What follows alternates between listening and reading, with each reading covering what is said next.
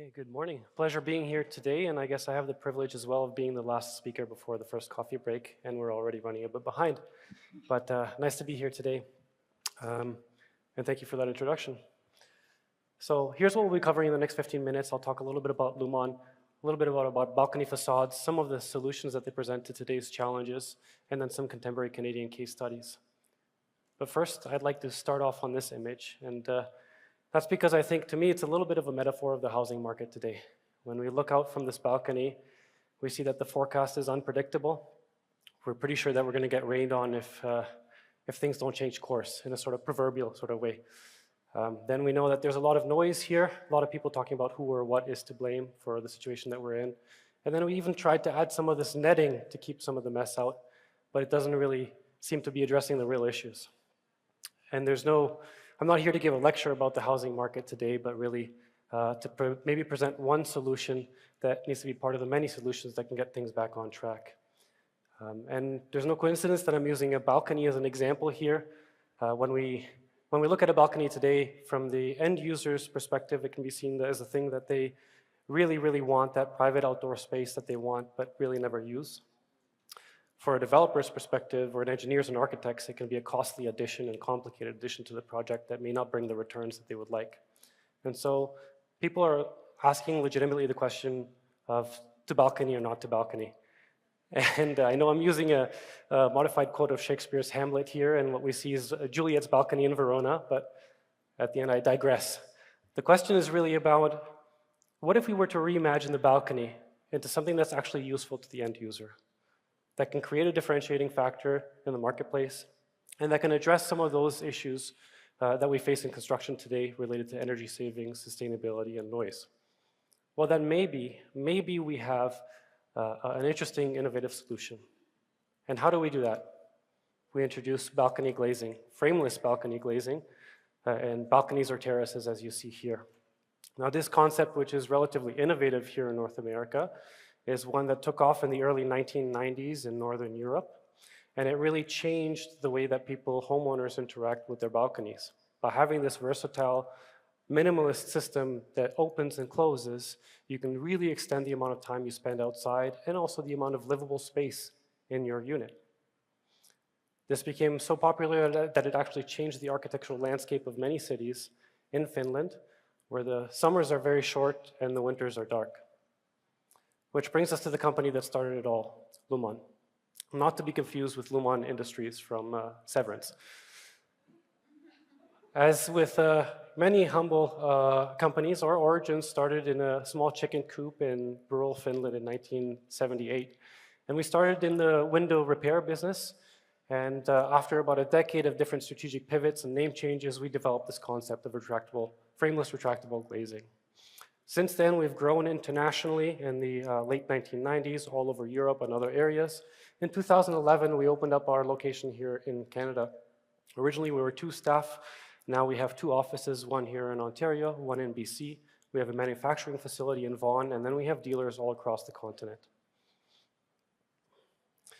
Globally, we are out of 4 different manufacturing facilities, which gives us the flexibility to really adjust our workload according to supply chain challenges or even pandemics and threats of tariffs.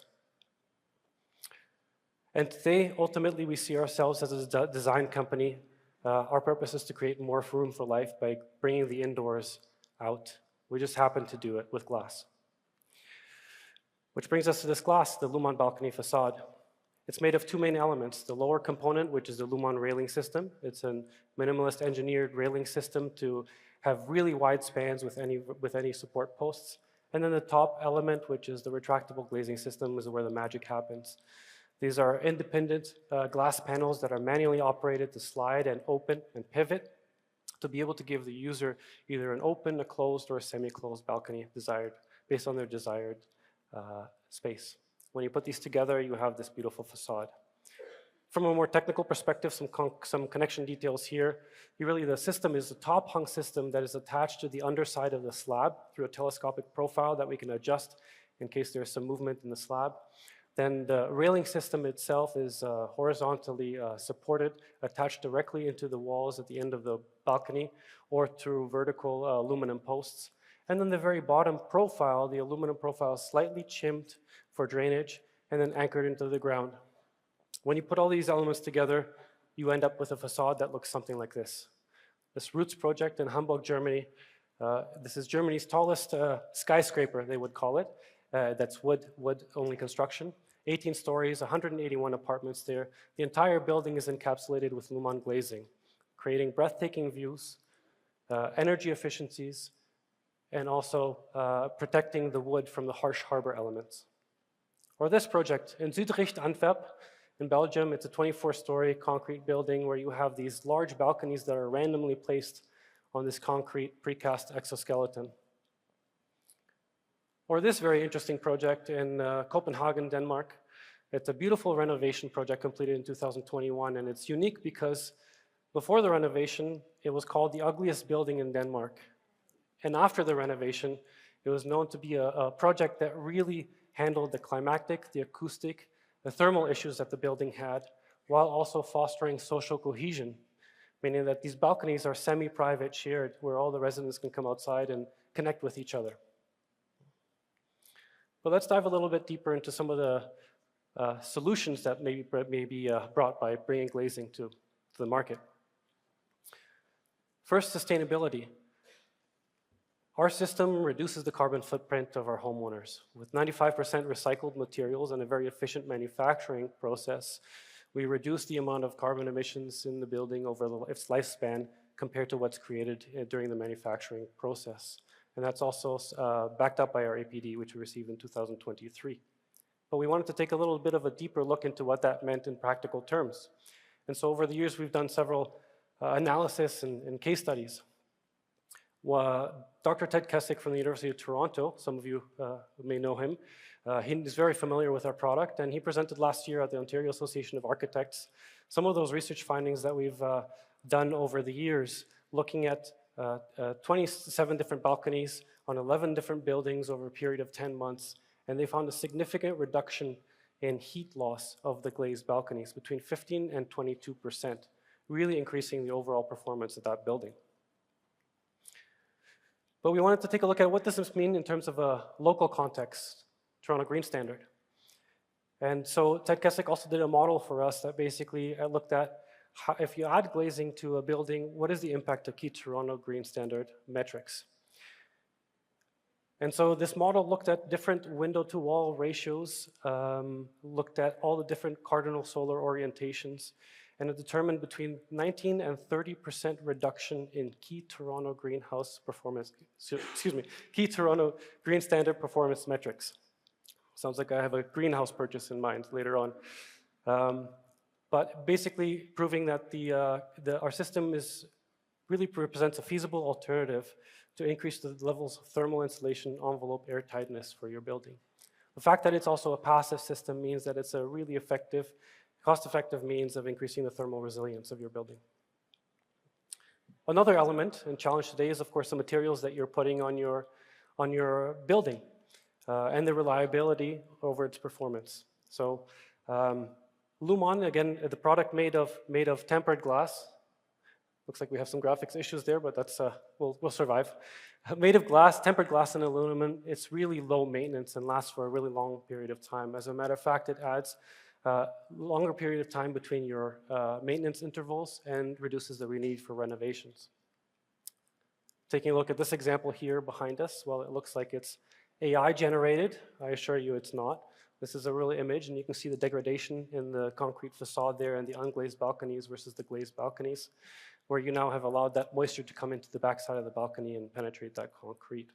When you add Lumon Glazing, our balcony facade, you increase the lifespan of that building by 30 to 50 years. This is a really interesting proposition in purpose-built rentals, where you really need that asset to perform over an extended period of time. Another thing that you want to check, of course, especially when you're bringing new or innovative technology, is that it's been thoroughly vetted. And so Lumon has been vetted and certified globally. And in 2012, we received our first CCMC certification. It's important to note here that some of the terminology used in this is helpful for site plan approval. Because of the innovative nature of the product, there's no real classification NBC or OBC. So often the system is defined as an enclosure, but it's been specifically designed not to be hermetically sealed or thermally broken. Therefore, it should not count towards GFA or FSR, which is something that the City of Toronto agrees with us on.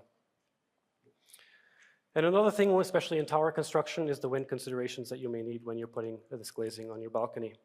And so we work with engineers to determine the pressures and suctions. And the Lumon system has a max wind capacity of 3 kPa. And in this example, this 50-story building here, there are only 2 very small sections on the bottom right-hand side here where the wind exceeds that. Obviously very present today, especially in more infill projects, is noise. The Lumon system really reduces up to 50% of the perceived noise, and is also compatible with MPC 300 guidelines. To take a deeper look at this, we did an in-situ study this year. We partnered with acoustics, and we set up a mock-up on the 22nd floor of 10 Abaya Street in Vaughan, nestled between Jane Street and a metal stamping plant. And we put these simultaneous indoor and outdoor microphones to determine the noise reduction between the outside of the balcony glazing and the inside of the balcony. The study was done in 3 different configurations. First with open panels as a control group, and also to mimic what an unglazed balcony would be like, with closed panels, and then in a third configuration, closed panels and additional noise reduction seals. And it saw a decrease of 13 decibels in the best configuration here. This really means that the system can be a really suitable alternative to be an enclosed noise buffer, according to NPC 300, especially in Class 4 developments. Here you see the graphs, the difference between the open panels on the left and the closed panels on the right. The noise pattern is similar in both, but you can see the difference when you do have that additional layer of glass. And ultimately, while it's very good as an enclosed noise buffer for Category 4, this also means that it's very suitable perhaps as a value engineering solution instead of costly STC window upgrades in other noise areas. Which brings us to livability. And in a market today where we're designing more for the end user as opposed to the investor, this is increasingly important. And so what does this mean in terms of balcony glazing and our balcony facade? It means adding additional time that you can spend outdoors, which is really important to have that connection to nature. And then secondly, it increases the space that you can use in your unit at a fraction of the cost of actually increasing that unit. Here's what that actually looks like. Take a look at the balconies on this building in Laval. Every single balcony is really being used. Similar example here in Langley, BC, another project. And you can see how full of life this is, whether it's an outdoor dining room, a lounge, an art studio, or even an outdoor play area for the kids. It's full of life. And then looking back at some of Ted Kessick's reports, the graph here shows how much you can really double the amount of time you spend outdoors by adding a balcony glazing,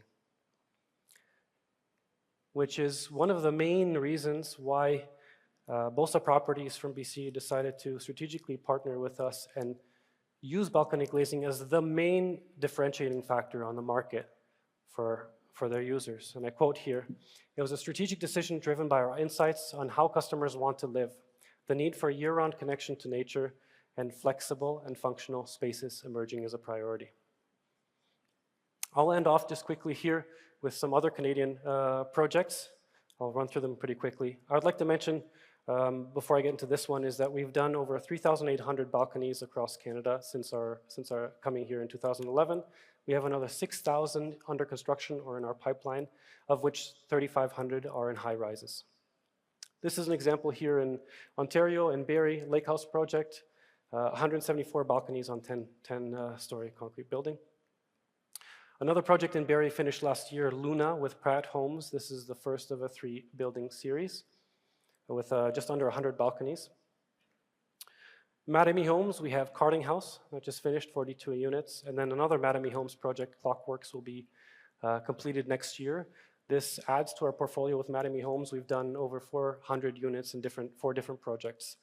Not including these 2 here with Mattamy Homes since 2019. Our first major project in the prairies in Canmore, Rundle Park, is an outdoor luxury spa with 97 units and some common space that will be glazed. And then, of course, Bosa Properties, the Sohals project in Burnaby, BC. This will be completed in 2028, and that's 430 units over 44 floors. Quick summary of what we talked about, but I'd like to come back to this picture. And while I'm under no impression here that somehow Lumon's balcony facade is the magic bullet that will change course, I hope that I've given you a glimpse into an innovative solution that may be part of those many different things that we need in your projects in this current market environment. So thank you.